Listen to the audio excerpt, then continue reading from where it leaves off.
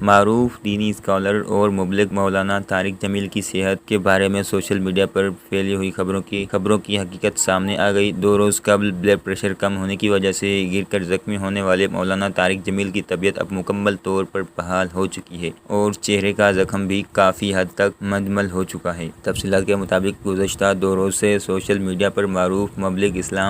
اسلام مولانا طارق جمیل کی صحت کے بارے میں مختلف خبریں گردش کر رہی ہیں۔ تاہم اس سلسلے میں جب مولانا طارق جمیل کے ترجمان محمد طاہر رحیمی سے بات کی تو انہوں نے مولانا طارق جمیل کے زخمی ہونے کی تصدیق کرتے ہوئے کہا کہ 2 روز قبل مولانا طارق جمیل اپنے گھر میں بلڈ پریشر کم ہونے کی وجہ سے اچانک چکرا کر گر گئے تھے، جس کی وجہ سے ان کی ٹھوڑی پر گہرا زخم آیا۔ خون زیادہ بہنے کی وجہ سے ان کی طبیعت ناساز ہوئی تھی، تاہم فوری طور پر انہیں طبی امداد فراہم کی گئی اور ڈاکٹرز نے چیک اپ کے بعد انہیں آرام کا مشورہ دیا۔ محمد طاہر رحیمی کا کہنا تھا کہ خون زیادہ بہنے کی وجہ سے جسم میں پیدا ہونے والی کمزوری نے بھی ان کی صحت کو متاثر کیا تھا، تاہم اللہ کی رحمت اور اپنے چاہنے والوں کی دعاؤں کے نتیجے میں مولانا طارق جمیل اب نہ صرف بہت بہتر ہیں بلکہ اللہ کے فضل سے تیزی کے ساتھ مکمل صحتیابی کی طرف گامزن ہیں۔ یاد رہے کہ سوشل میڈیا پر مولانا طارق جمیل کی صحت کے حوالے سے مختلف افواہوں کا بازار گرم ہے اور کہا جا رہا ہے کہ ان کی حالت انتہائی تشویشناک ہے، تاہم حقیقت یہ ہے کہ 2 روز قبل لگنے والی چوٹ سے مولانا طارق جمیل زخمی ہوئے تھے، تاہم اب ان کی صحت تسلی